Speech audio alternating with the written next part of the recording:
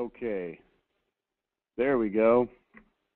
Man, that was less than stellar. But nevertheless, let's go ahead and try that again. Let me put this up there.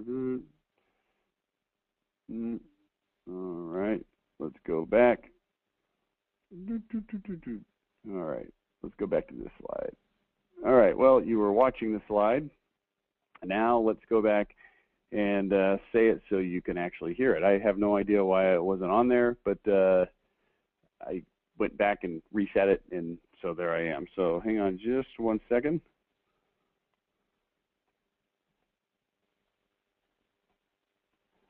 And let's see here. Okay, so we're going to start with power. Wow, I was on a roll there too, man. I had it going down. So these are the words. Here's what I was saying when you couldn't hear me is these words on the screen. You can read them. You've seen them there for about 10 minutes now. These are the words that I want you to utilize as you evaluate your marketing. These become some of the evaluation words. So I want you to write these down. I want you to make a note of these, and I want you to evaluate as you go through and look at the marketing that you're writing against these words. Now, I've got to remember what you did not hear versus what you did hear. Basically, you heard nothing. So we've got three concepts: power, precision, and passion. I'm going to break them down individually. We're going to talk about power. We're going to talk about passion. We're going to talk about precision. And that's a little bit confusing because then you start thinking, well, do I need to be powerful or precise or passionate or all three or some combination of those things? And the idea, obviously, is to be a combination of those things, but I'm going to break it down on a one concept by one concept basis. Then I'm going to kind of pull them back together and show you some examples of power talk, okay? So write these words down. These become your evaluations. I'll give you a similar set of words for passion and a similar set of words for precision, and I want you to write all of these down. So I'll give you just a couple minutes, jot them down, and these become the evaluations as you are writing your marketing.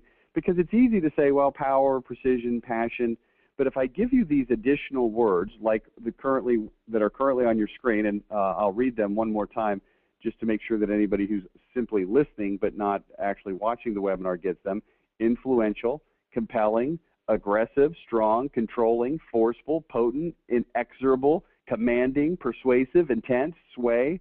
We want to make sure that this is the feeling that is coming through. Now, not every single thing you write all the time needs to have massive power or passion or precision, but we definitely want to start where? With our 3 Ps. In our headlines, and then as we get into our sub-headlines, as we get into the text and the copy, there does not necessarily need to be a high level of power. You can't beat people over the head every single second with every single sentence, but we do want to make sure that we are talking strong. So keep that in mind. Specificity, which is under precision, is going to be highly important even as we get into the text part of writing marketing pieces and ads. So let's move on from where we were when the sound started, and let's go to the next thing here. Okay, the psychology of power, and this is where I was at. I was telling you that people want to be told what to do. This is why power is so important. I want you to think about this, evaluate this in your mind, and do you think that this is really true? Do people want to be told what to do? Well, I mean, it kind of depends in the situation and the context. But as it relates to them buying stuff, and particularly stuff that you sell, do they want to be told what to do? And the answer is they very often do. Because why? Because they don't know. If they did know, they would just go down and buy it. They wouldn't even talk to you or go to your website or anything. They would just call you and order it. But people don't know because of the law of 9,344. We've got so many things going on in our lives that we've got to rely on external sources to help us decide, help us decipher. Remember, marketing's main job, numero uno jabo, is facilitate the decision-making process. And we want to do that in a powerful way because here's why. People want to be told what to do. I believe this to be a true statement. Think about times when you've bought something in your personal life. Forget about what you sell for just a minute and think about times when you've bought stuff. You want to find somebody that has an opinion that will tell you what to do because you don't know. And the more you believe that they know what they're talking about, the more likely you are to do what they say. And then the price issues and all these other issues that surround, well, will they buy or not buy, they tend to go away. This is why owners of companies tend to be so effective at selling, talking about small businesses, because the owners typically have the power that comes from the confidence, and people want to be told what to do. So we'll get to confidence in a minute. People are looking for a lighthouse in the dark. They're looking for an authority. They want a credible opinion and suggestion. That's your job, is to create a credible opinion and suggestion and tell people what to flip and do. They want to be told. Next, let's talk about this principle called rip off your shirt and put up your dukes.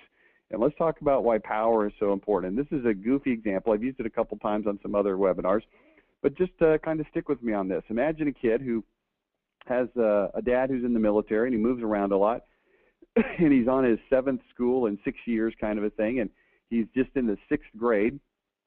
They move pretty much every year, and he's kind of getting sick of it, and he gets picked on, and he's the new kid, and he's not super, imposing physically or anything particularly unusual about him, but he just tends to get picked on, and so he comes up with a strategy, and the strategy is, I'm going to get really, really tough so that when people pick on me, I can just kick their butt. So he goes to his new school in 5th grade, and the kids on the playground start picking on him, and he immediately starts into a fight, and he gets into a fight, and he starts to prove himself. Well, the next time he moves, he comes up with a better strategy, because he doesn't want to actually have to fight, because fighting hurts. So what he does is he goes out onto the playground. He's got kids kind of picking on him. He says, okay, here's what I want everybody to do. You gather around. I want to talk to you guys. They gather around. They're ready to kick his butt, and he then sort of shifts gears and gets sort of this wild look in his eyes. He rips his shirt off, like in the old-timey movies, just rips it off, throws it on the ground, puts up his dukes, and says, okay, I'll take any of you guys on, only request no more than 2 guys at a time, because that's not fair. I can't beat up more than 2 of you. Let's go. Who's first? And they look at him and they go, whoa, who is this kid? This kid's part crazy. And he's put this demonstration of power on. He hasn't actually fought. He hasn't actually done it, but he's put the demonstration of power on, and people start to look at him and say, whoa, maybe we should get him over on our side, and he doesn't even actually have to fight. Instant respect, instant credibility. Now, does he need to be able to back it up? Of course. What if somebody takes him up on it? How many kids does he have to fight? Even if he loses, he at least still has that respect because he's been tough. Now, in your business, obviously, we're not picking fights and we're not beating people up. That's not the point. The point is to put a display of power through your words, the way you talk, what you say, so that people look at you and say, whoa, hang on a second here. This is different. This is unusual. This is credible. This is not something we've seen before. That's what the demonstration of power is going to be. So here's kind of the visual image to help you see this. I think this is from Bull Durham, and all the guys are, giving him a hard time. So he just rips his shirt off and says, okay, let's go. All right? So when you speak with power, you've seen this before. When you speak with power, people believe you are powerful. This is true. When you speak with power, people are drawn to you. When you speak with power, your character and competency are not questioned. And when you speak with power, you stand out from the crowd. How many people are speaking with power? Answer, not very many. Not very many.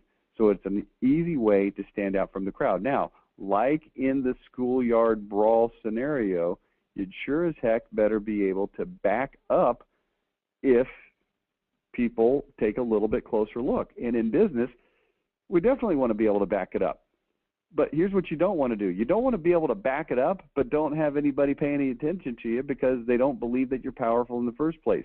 The easiest thing to do is to sort of drift back into the crowd and to sort of become part of the background landscape, because people, that's what they typically do. Okay, so let's learn to be a little bit more powerful. Let's talk about precision now, the next concept.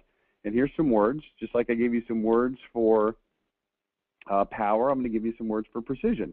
And I want you to write these down. These become your evaluation. Exactness, accurate, correctness, perfect, meticulous, rigor, careful, attention, definite, particular, sure, and strict. These are just some words to look at and to think about. When you write something, say to yourself, is it accurate? Is it exact? Is it correct? Is it perfect? Is it meticulous? Is it rigorous? Careful, attention. And this, of course, is the opposite of the platitude, right? So as we look at the psychology of precision, you can probably guess we're going to talk about platitudes. And people have a platitude filter that they utilize subconsciously without even thinking about it. Now let's talk about the concept of blink for just a minute here. The concept of blink comes from Malcolm Gladwell, the author. He wrote a book called Blink, and the premise of the book called Blink says that people will make extraordinarily important decisions with a very astonishingly low amount of information. In other words, they will take all of their previous experience and they will instantaneously, hence blink, in a split second, they will impose all of their previous experience and exposure to a situation to determine instantaneously, again, the concept of blink, how to react and how to respond and what to do in any given situation, okay? That's how we work as human beings. Now, we don't always do every single thing we ever do on the concept of blink, but you'd be surprised how frequently it comes into play. So here's what happens. You get a brochure, and I think I have this brochure. Let me see if I can find that thing. No, I don't have it handy. You get a brochure from a company, and it has what I call Charlie Brown's mother talk. Wah, wah, wah, wah, wah. And it says things like, we've been in business since 1431 BC, and all of these platitudes. You guys know platitudes. I know you do because you've been around for a while.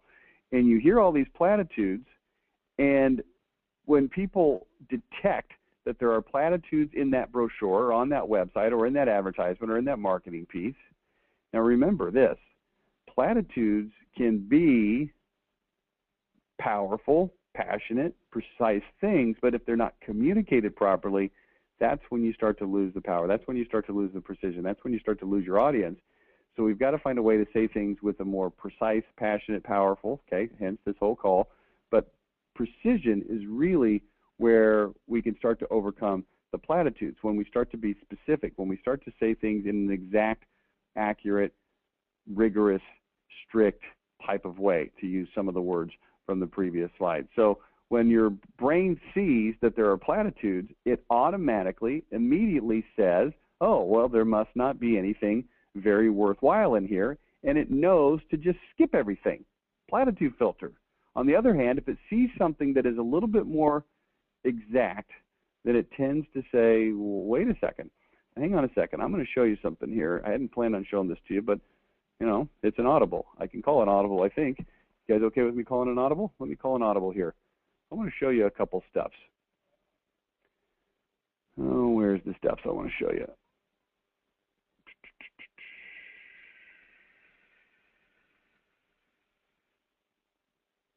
Okay, here's a couple stuffs. All right, where is this stuff? Here it is. Okay, this is a client we have right now. It's a company called Fantasy Tan. Fantasy Tan is a company that sells spray tanning equipment and solutions to the tanning industry. Okay, it's not a tanning salon. It's the company that manufactures the equipment and sells the solutions that the salons would then use on their customers. Now, here's what you need to know about this in just very brief terms. They do things that are so far superior to everybody else in their industry that it's a no-brainer that they should be killing their competition, but they're not.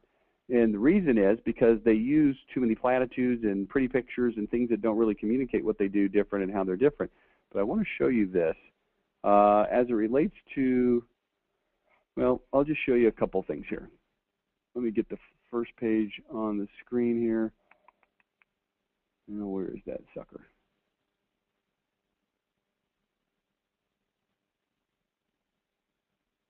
Well, here's what we'll do. We'll go over here to equipment.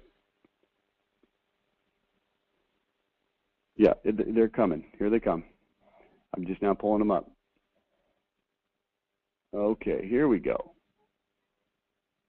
I had to find them here. All right, now let me figure out a way to make these a little bit bigger. Okay. All right, now this is a mock-up. This isn't the final thing, but this is the mock-up for the equipment page for Fantasy Tan. Now, we got a little bit of manipulation to do still to make this look exactly the way we want, but let's take a look at it. It says Fantasy Tan equipment is 7 times quieter, runs 6 times cooler, lasts 5 times longer, uses half the solution. The nozzle weighs 1/3 as much and only creates 1/10 the overspray, yet actually costs less than other brands and gives your customers a tan so precise and realistic that it makes other machines look like they're using a dull crayon. Okay, so that's a little bit wordy. Let's go down here. We started with one question: how can we make the best spray tanning equipment in the world? And then we got some question marks there. Obviously, this is a mock-up, okay? They started with an entirely different question: how can we make the equipment as cheaply as possible? When spray tanning was invented nearly 30 years ago, it created an exciting opportunity that spawned an industry, but also created a major problem. Then it goes through and it tells what the problem is, and it gives some ideas. Now, let me go to some of these pages. Size and weight. Well, how much does your equipment weigh? If you've ever rolled a medium-sized suitcase to the airport, then you already know the minimal effort required to tote our equipment. Anyone can easily transport our equipment between salons. No muscles required. And then it shows some videos, and then it talks about noise and heat. Do you really want your technician spending 8 straight hours listening to a garbage disposal or freight train? That's exactly what you get when you buy vacuum motor-based spray tanning equipment from our competitors. Most people don't know it, but 80 decibels, our competitors' equipment, is actually 10 times louder than 40 decibels, Fantasy Tan's equipment. Now, here's what I want you to know about this. Interestingly enough, I'm going to go back to the presentation over here, get rid of that thing. People have a platitude filter. Here's what happens when we write stuff like this. When the client reviewed this, their very first comment was, wow, that's a lot of stuff on there. I don't know if people are going to read all of that. And so they started passing it around to different people, salon owners, employees, different people in the industry, and everybody came back and said this. Man, that's a lot of stuff. I don't know if everybody's going to read all that because it's different than what they expect from a spray tanning company's website. What they expect is a bunch of pretty pictures of people getting tans and so forth. And we took a different approach, an MYM approach, to say, no, here's exactly what you should expect. Now, here's the interesting thing. When people started reading that, here's what they said. Once I got into it and I read how much? A few paragraphs, I found myself sucked into it, and I found myself reading every single page. Why? Because of the power, precision, and passion. Here's what people do. It's the opposite of the platitude filter. The platitude filter looks at the writing, looks at the marketing, looks at the headline, looks at the text, looks at the page, and says, wait a second, there's nothing worthwhile here. Let's skip it. On the other hand, that same platitude filter looks at something that is done properly and says, wait a second, this is different, this is good, this is worthwhile, and it, what? Sucks the reader into it. So you don't need to be worried about, well, will people read all this stuff? Because they will read all this stuff if you write it with power, precision, and passion. The platitude filter, the precision is what's really going to make the difference in people saying this is credible, okay? The concept of blink, let's keep moving here. Platitudes are instantly, subconsciously sniffed out. And here's what we want to do. We want to say something different, unexpected, something sticky. Something different, unexpected, something sticky, so that the platitude filter is overridden and people will read it. Lie in generalities, tell the truth with specifics. Think about the necessity of specifics in a court case. If you were in a court case and you said, hey, you know, OJ wasn't there, he couldn't have done that, they're going to want to know. The attorney, the judge, the jury, they're going to want to know, well, where was he? Specifically, who was he with? When did he leave? What time did he get there? Does he have any proof? Was there any credit card receipts? Did somebody take a picture? And so forth. Specificity is highly important in building credibility. It's too easy to get caught lying when you commit to specifics. So people know if you have specifics in your marketing, they're going to know immediately via the concept of blink that you're not lying, because people don't lie in specificity. You don't say I left at 6:17 p.m. if you left at 6 o'clock. You just don't. Why would you do that? Well, I left at 6:17 and it was actually 5:30. No, that's not how people work. So specificity is going to enhance credibility by getting people to believe what they see. And people believe what they see, not what they hear. So we want to make sure we commit this to writing. Put it in black and white. Let's move on and talk about passion. Here's a list of words for you. These become your evaluations. Fervor, zeal, enthusiasm, stirring, excited, energetic, conviction, emotional, affection, eager, intense, spirit, These are all words that describe the word passion. Passion. So jot these down. I'll leave them on the screen for just a minute. Passion, fervor, zeal, enthusiasm, stirring, excited, energetic. When you write something, ask yourself, does it have enthusiasm? Is there conviction? Is there emotion? I'm going to let you write those down while I go grab something, because I've got to grab this because it's going to make my point. Let me grab this. Okay, I think it's in this thing right here. There it is. This is a brochure that I got from Kathy at training yesterday. I've been in MYM live training this whole week. Thank you for those of you who attended. It was a good session. And she handed me a brochure. It's a brochure for a remodeling company. It's kind of a standard brochure. And I want to read you the back, okay? Here's what the back says. Our mission: to enhance your quality of life, give you back your time, and free you from concerns in updating your valuable property. Is there any passion? Is there fervor, zeal, enthusiasm, stirring, excited, energetic, eager, affection, emotional, conviction, spirit? Do those words describe what I just read? Listen to this. 5 reasons to call Lone Star Property Solutions. And then the first reason says convenient. Saves you time and money with one phone call for complete range of remodeling and repair solutions. Now, you say, well, that's just kind of what we do. Yeah, but I want to communicate with power, precision, and passion. Is there power, precision, and passion in that?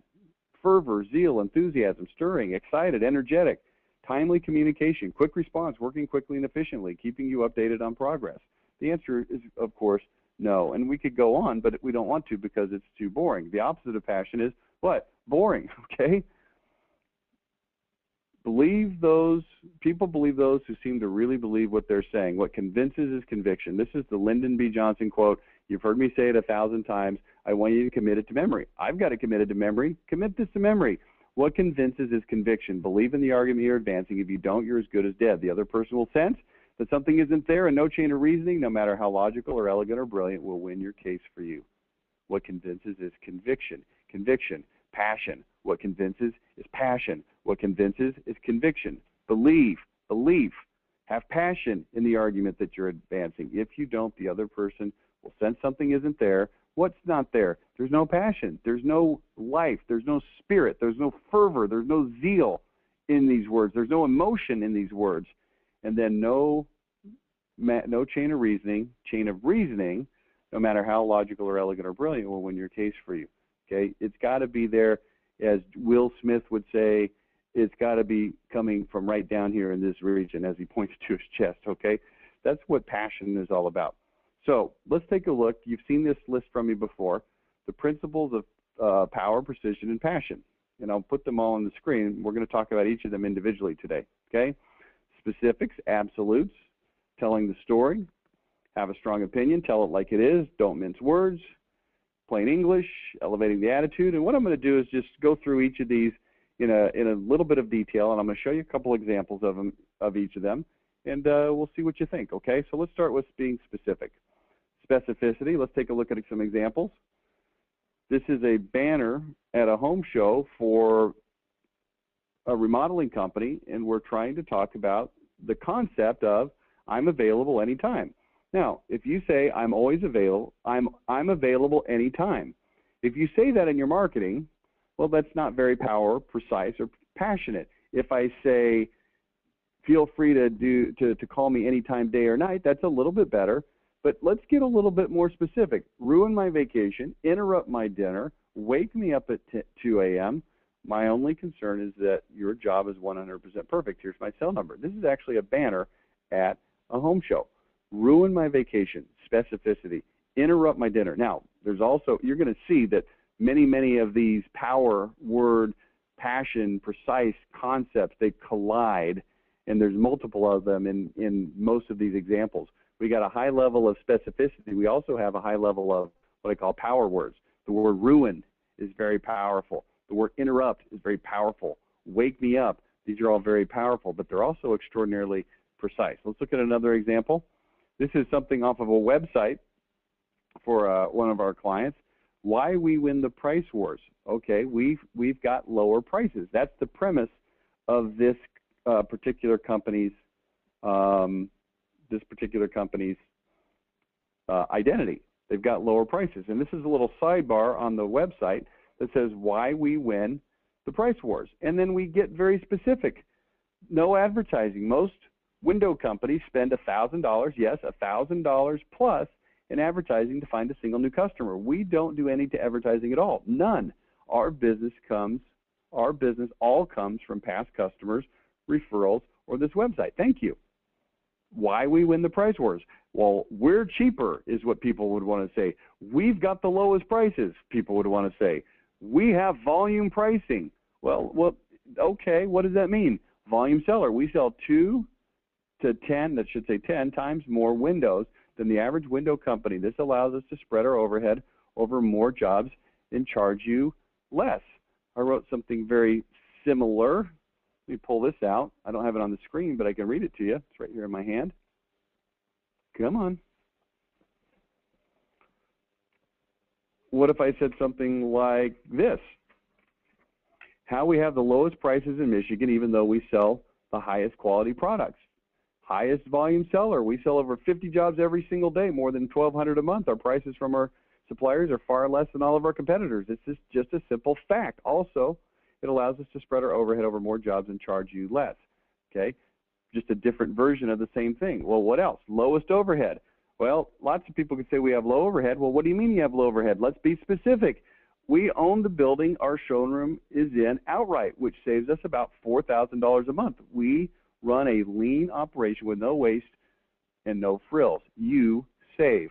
Now, if they say that they have low overhead, does this tend to be more believable, credible, trustworthy than just saying we have low overhead? Yes.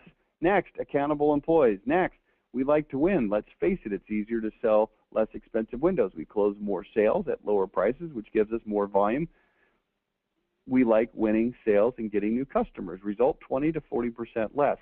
Look at how specific this is relative to what you would typically normally expect to see people say, which is we're lower, we're cheaper, we've got better prices. This is more specific. Okay, this is also on a website for upscale remodeling. From age 9, my dad taught me when it comes to remodeling, only absolute unqualified perfection will do. Now we've got some other concepts going on here. We've got the concept of tell the story. We've got the concept of power words, absolute, unqualified perfection, and using absolutes. We've got a lot of things going on here, but I like the level of specificity. The story becomes believable because we use specificity. It's not just since I was a kid. It's from age 9. Well, why is 9 better than when I was a kid? It's sticky. It's like it has a place to land in the brain. Okay? Let's move on to, another example. Specificity. How much should you pay for a good replacement window? And then we tell them, is it $189? Is it $1,200? And then we tell them why it's a $525 window. Specificity. $189, advertised price per window. $59 to remove the old one, $79 to install the new one, $29 for materials, $356 final price, and that's for a crummy window. If you enjoy the bait and switch, call the $189 window, guys, and that's an ad that has a huge level of specificity that helps people understand why the $189 window is any good. Here's what people would normally say. Well, you don't want $189 windows because they're low quality. Well, let's be more specific. That's what we're attempting to do here. Let's move on to absolutes, the second principle. And let's take a look at an example, Incognito Custom Websites. The main header says there's a reason over 4,300 families have trusted Incognito since 1994. But I like this next sentence. I think it's such a fabulous absolute type of a statement.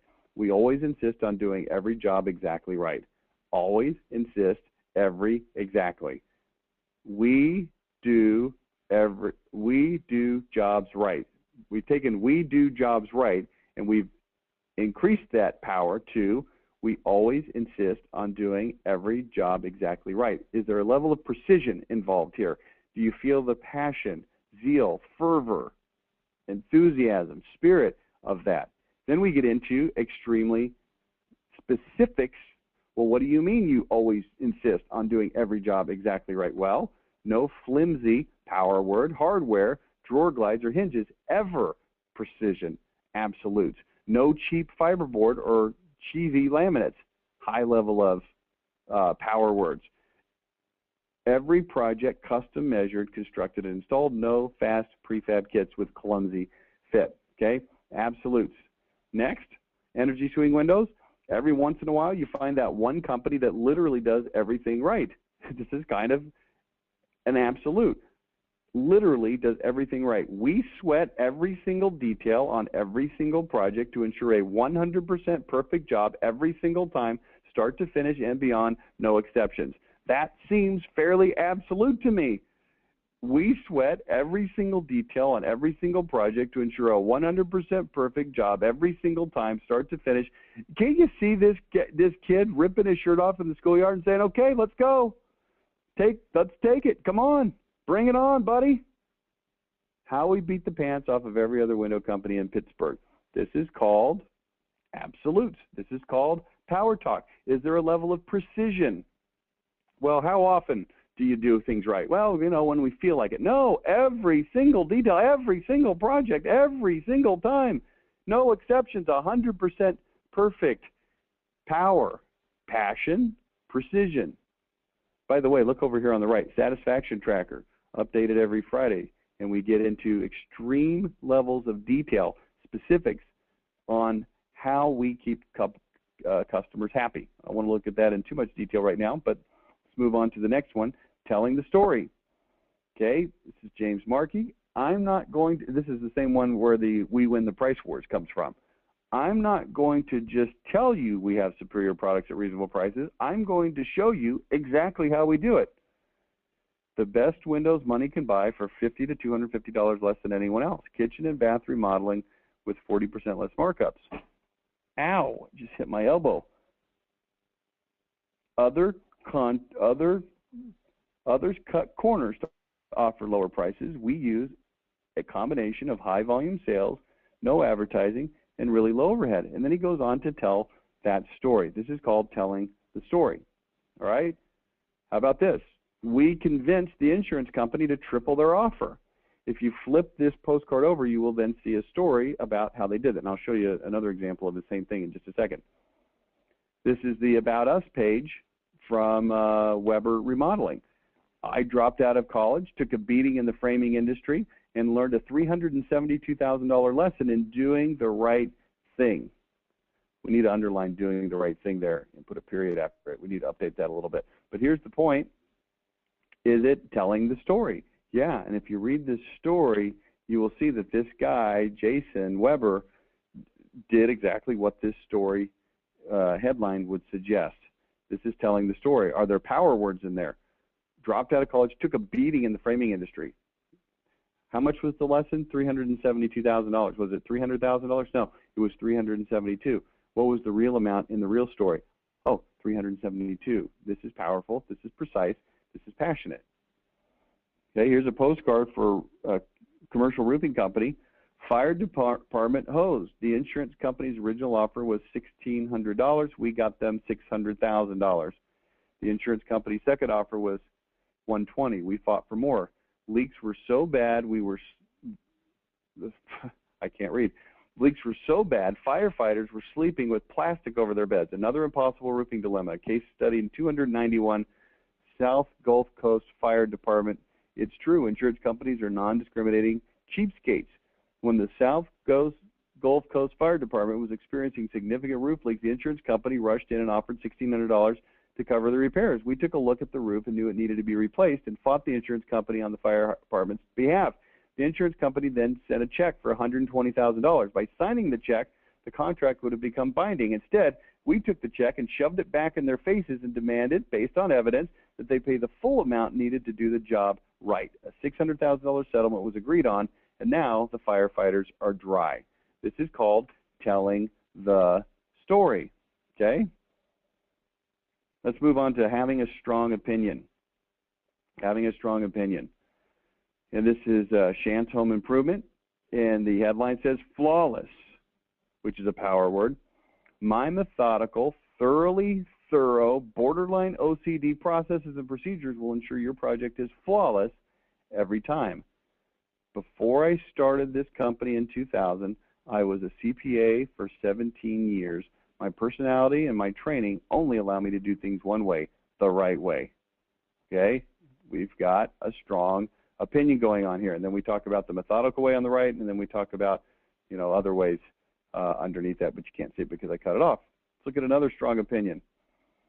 Your insurance company wants to minimize your roof damage claim. This is the same company, just a different look. We don't care if you don't get enough money to fix your roof right. As long as you can't prove damages, we can short pay you all we want. Your insurance company having an opinion. Look at what we've been able to get for our clients. Let us fight for your rights. Our opinion is that you are going to be screwed by the insurance company. It's said in a very powerful way. Let's go on to this one. These are kind of similar concepts. Tell it like it is. Don't mince words. Why on earth would you pay $1,200 for a $525 window? You wouldn't unless you get cornered by a fast-talking salesman. And I'm telling people exactly what to expect. It's powerful. Look at the language there. Why on earth would you pay $1,200 for a $525 window? Tell it like it is. No arm twisting, 2.5-hour sales meetings, no compliance techniques, no uncomfortable silence, no hard closes, no regrets. This is called telling it like it is. This is what you can expect. How to not to get all religious on you, but that golden rule thing really does apply to sales. I've taken high pressure and high prices out of the replacement window business. 13 years ago, I got so sick of the window business, I finally quit. We're telling the story. We're being precise. We're being passionate. We're being specific. All of these things, okay? Now let's talk about plain English. The Plain English Approach to Business Writing is a book that I've recommended to you multiple times. If you don't have it yet, go get it. It's called The Plain English Approach to Business Writing by Edward P. Bailey. Let's talk just very briefly about using plain English. There is a common misconception when it comes to writing that is professional in nature that a person must write in a verbose manner to come across as intelligent. Let's try again. People often make a mistake in thinking that writing long-winded sentences with big words makes them appear smart, or stated different, you don't need to write a lot or use big words to sound smart. Now we've got 3 different versions. By the way, that is from Danny Rubin from lifehacker.com. You might want to check that out. He wrote an article on this topic that was very interesting. But here's the point. We've got to write in plain English. Look at this top one. There's a common misconception when it comes to writing, and people start to lose interest, and they start to lose their attention, and they start to roll their eyes back in their head. You don't need to write a lot or use big words to sound smart. It's very to the point. Plain English is powerful.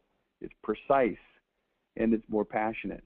Okay? Let's move to the next one, which is elevating the attitude. You've seen this ad before probably. Kitchen remodeling. If you're anxious, are you anxious to get the job done, or are you anxious to get the job done right? We take a little longer, we cost a little more, but wait until you see the final product. We've got a face that would suggest that we're serious.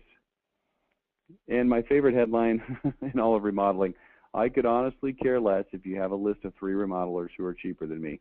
Has the attitude been elevated? Oh, that's the same one. Sorry about that. How about this attitude being elevated? If you want the usual conservative kitchen remodeling job, absolutely do not call us. We only do unbelievable. Jaws may drop. Neighbors may be envious. People may talk. Is the attitude elevated? Absolutely do not call us. In other words, screw off if you don't want, what we do. Ordinary, everyday, tame, tired, mundane, same old kitchens bore us to tears. We specialize in pizzazz. Okay, we've got several things going on here. We've got exactness and specificity. We've got power words, and we've got, what are we talking about now? We're talking about elevating the attitude. Okay, let's talk about consumer advocate. This is another way to integrate power. $13,000 for replacement windows. The guy looks surprised. Replacement windows shouldn't cost more than a new car. If you're in the market for replacement windows, be careful. We're walking around to the other side of the table. We're putting our arm around the consumer, and we're saying, I've got your back. Let me help you out here. Consumer advocate is very, very powerful because it takes you out of being the adversary, and it puts you on their team. Most window companies send their salespeople to week-long sales boot camps. You don't even stand a chance. Who's this coming from? Well, it's coming from a window company. I'm on your side. Our sales training principle is simple. we treat people with respect. We've been to those boot camps too. They are brutal. Consumer advocate, how much should you pay for a good replacement window? $199, $1,200? The right answer is $399 installed. Maybe it's $499, maybe it's $525. It doesn't matter to me. Here's what you need to know about window pricing. Now, being matter of fact, this is a early mock-up. So, Christopher, if you're on this webinar and you're looking at this, we're still gonna make this headline a little bit easier to read, but the concepts are pretty good. Welsh construction was started in 1961 where people were honest, folks followed through, and a man's word was his bond. For us, nothing has changed. It's a matter of fact. We don't cut corners. We have a firm no-pressure sales policy in writing. Our markup is less than half of most of our competitors. If you want stress-free, total peace of mind remodeling, you've come to the right place. Okay? This is called matter of fact. Matter of fact, we finished over 4,400 basements and baths since 1999, more than anyone else in the country. We're faster. We use better products. Our installers are more experienced, and surprisingly, we're actually less expensive. Oh, by the way, we don't play pricing games. We don't use big phony discounts, and everything we sell comes with a lifetime warranty.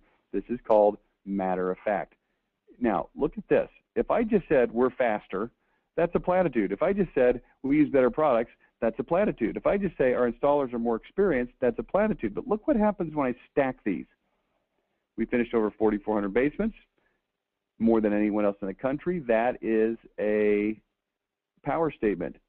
We're faster, we use better products, our installers are more experienced, and surprisingly, we're less expensive. This is powerful, powerful, passionate, precise, because we've stacked these up, okay? And as you read into the text, you see that there's something to be said for that, okay?